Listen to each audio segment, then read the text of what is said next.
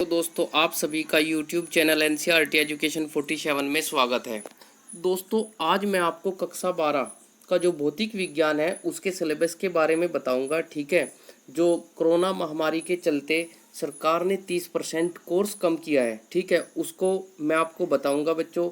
ठीक है, पहली बात तो ये है, फिजिक्स में आपके पास दो बुक होती है, जिसमें पहली बुक को खंड क के नाम से दिया है, ठीक है, और दूसरी बुक जो आपके पास खंड ख के नाम से है। ठीक है बच्चों, तो खंड क में जो क में है वो इकाई नंबर 1 है आपकी भौतिक जगत तथा मापन। ठीक है बच्चों, अब इसमें से जो कोर्स हटाया है वो भौतिक कार्य क्षेत्र एवं अंतर्निहित रोमांच, भौतिक नियमों की प्रकृति, भौतिक प्रौद्योगिकी एवं समाज। ठीक है बच्चों, तो ये कोर्स आपका कम किया गया है फर्स्ट यूनिट से। ठीक है, अब देखिए दूसरी जो आपके पास इकाई है उसका नाम है शुद्ध गतिकी। ठीक है, इसमें से जो कोर्स कम किया गया है निर्देश फ्रेम, जड़त्वीय एवं अजड़त्वीय फ्रेम, सरल रेखा में गति, स्थिति, समय ग्राफ, चाल तथा वेग। तो ये दूसरी यूनिट में से कम कोर्स हुआ है आपका। ठीक है बच्चों,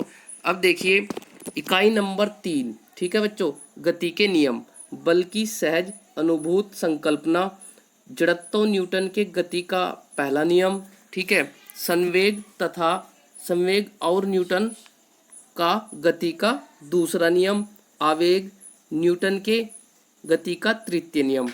ये आपकी इकाई 3 से सिलेबस में से हटा दिया गया बच्चों। ठीक है, अब यहाँ देखिए बच्चों, यहाँ पे इकाई नंबर 4 नहीं दी गई है, इसका मतलब जो है इकाई 4 में कुछ भी नहीं कटा है। ठीक है, अब इकाई नंबर 5, दर्द पिंड तथा कणों के निकाय की गति। ठीक है, इसका इकाई नंबर जो 5 है उसका नाम क्या आपके पास, दर्द पिंड तथा कणों के निकाय की गति।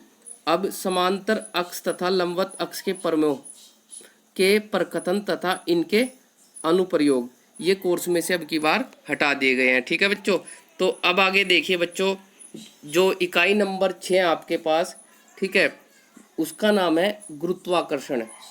ठीक है, इसमें से जो कोर्स हटाया वो है ग्रही गति के केपलर के नियम, गुरुत्वीय त्वरण। ठीक है बच्चों, तो ये आपकी जो खंड का है यानी कि पार्ट 1 है आपके पास, उसमें से सिलेबस आपका हटाया गया बच्चों। अब खंड ख में देखिए बच्चों, खंड क, ठीक है, इसकी जो इकाई पहली इकाई है उसका नाम है स्थूल द्रव्य के गुण। ठीक है बच्चों, अब इसमें से क्या हटाया गया बच्चों, प्रत्यास्थ व्यवहार, अपरूपण, ठीक है, दृढ़ता गुणांक, पायसन अनुपात, प्रत्यास्थ ऊर्जा, ठीक है, ऊष्मा ताप, ठीक है, ऊष्मा स्थानांतरण, चालन, संवहन और विकिरण, ये इकाई नंबर 1 से हटाया गया है। ठीक है बच्चों, अब आगे देखिए बच्चों, जो आपके पास इकाई 2 है उसका नाम है ऊष्मा गति, ऊष्मा गति की। ठीक है, इसमें से क्या हटाया गया है बच्चों, ऊष्मा इंजन परिस्थिति।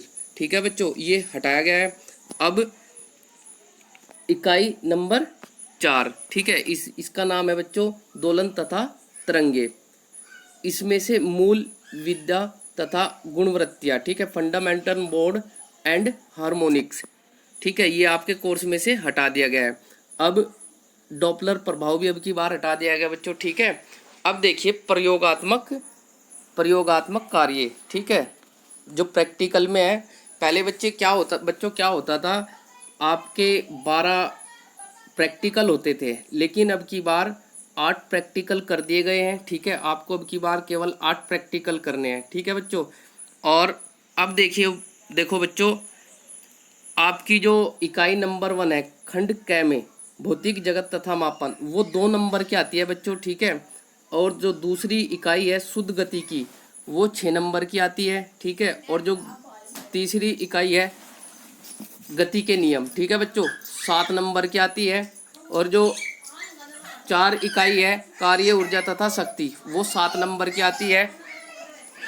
ठीक है बच्चों, और जो इकाई 5 है दर्द पिंड तथा कणों के नियम निकाय की गति, वो 7 नंबर की आती है बच्चों। ठीक है, और जो इकाई 6 है बच्चों गुरुत्वाकर्षण, वो आपकी 6 नंबर की आती है। ठीक है बच्चों, तो ये ऐसे अंक आपके जो बोर्ड परीक्षा में क्वेश्चन आएंगे, ठीक है, जो पेपर बनेगा वो इन्हीं से निर्धारित होगा। ठीक है बच्चों, इसी प्रकार से अंक मिलेंगे आपको। ठीक है बच्चों, अब देखिए मैं आपको कुछ प्रयोग बता देता हूँ जो आपके ये बाकी जो सिलेबस आप देख रहे हैं, ठीक है, स्क्रीन पर, वो आपका सब सिलेबस आपको पढ़ना है। ठीक है बच्चों, अब आगे देखिए आप प्रयोगात्मक कार्य खंड क में। ठीक है बच्चों, तो खंड क में वर्नियर्स कैलिपर्स की सहायता से किसी छोटी गोलीय बेलनाकार वस्तु का व्यास ज्ञात करना, एक आपके पास ये होगा भाई।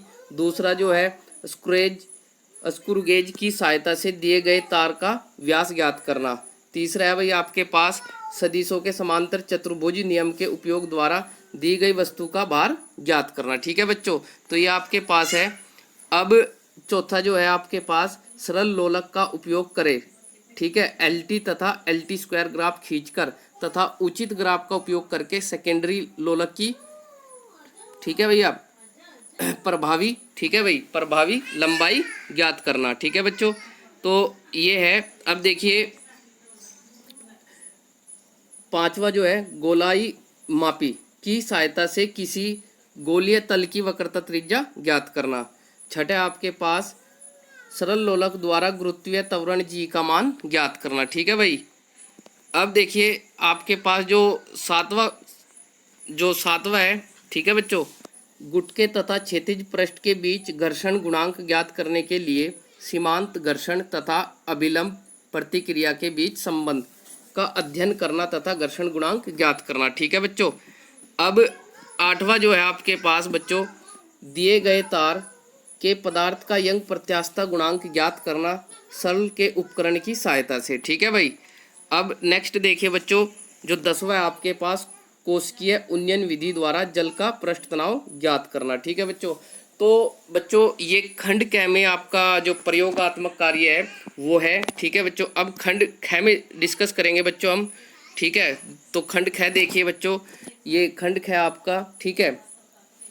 अब जो 11वां आपके पास है खंड ख में शीतलन वक्र खींचकर किसी तप्त वस्तु ताप तथा समय के बीच संबंध का अध्ययन करना। ठीक है बच्चों, अब आगे देखिए जो 12वां है आपके पास, ठीक है बच्चों, मिश्रण विधि द्वारा दिए गए ठोस, सेकंड है द्रव की विशिष्ट ऊष्माधारिता ज्ञात करना। ठीक है बच्चों, अब जो 13वां है, ठीक है, 13वां है आपके पास स्वर मापी का उपयोग करके नियत तनाव पर किसी दिए गए तार की लंबाई E तथा आवर्ती H के बीच संबंध अध्ययन करना तथा M एवं 1/E के मध्य ग्राफ खींचना। ठीक है बच्चों, अब देखिए बच्चों, अब 14वां जो है सेकंड देखिए आप, सेकंड स्वर मापी का उपयोग करके आवर्ती के लिए किसी दिए गए तार की लंबाई E तथा तनाव T के बीच संबंध अध्ययन करना तथा E स्क्वायर तथा T के मध्य ग्राफ खींचना। ठीक है बच्चों, अब 14वां जो प्रैक्टिकल है आपके पास,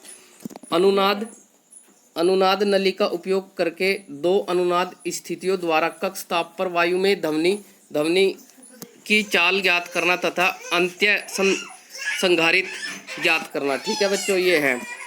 अब देखिए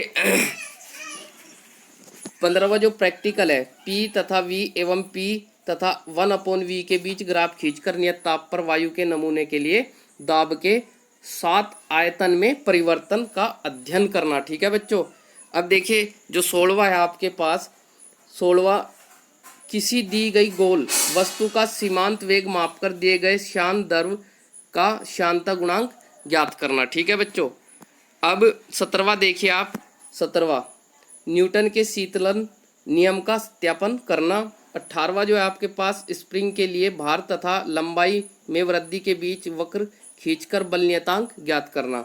अब जो 19वां है बच्चों आपके पास, स्वर मापी की सहायता से, ठीक है, स्वर मापी की सहायता से किसी दिए गए संवृत्त की आवृत्ति ज्ञात करना। ठीक है बच्चों, अब जो 20वां बच्चों आपके पास, ठीक है, 20वां है अनुनाद नली का उपयोग करके किए गए दो संवृत्त की आवृत्तियों की तुलना करना तथा अन्य संशोधन करना। ठीक है बच्चों, तो ये आप का सिलेबस था कक्षा 11 भौतिक विज्ञान का बच्चों। ठीक है, तो आप इसे अच्छे से देख लेना बच्चों। ठीक है, और इसे ही आपको अब की बार सन 2020-21 में आपको करना है, ठीक है।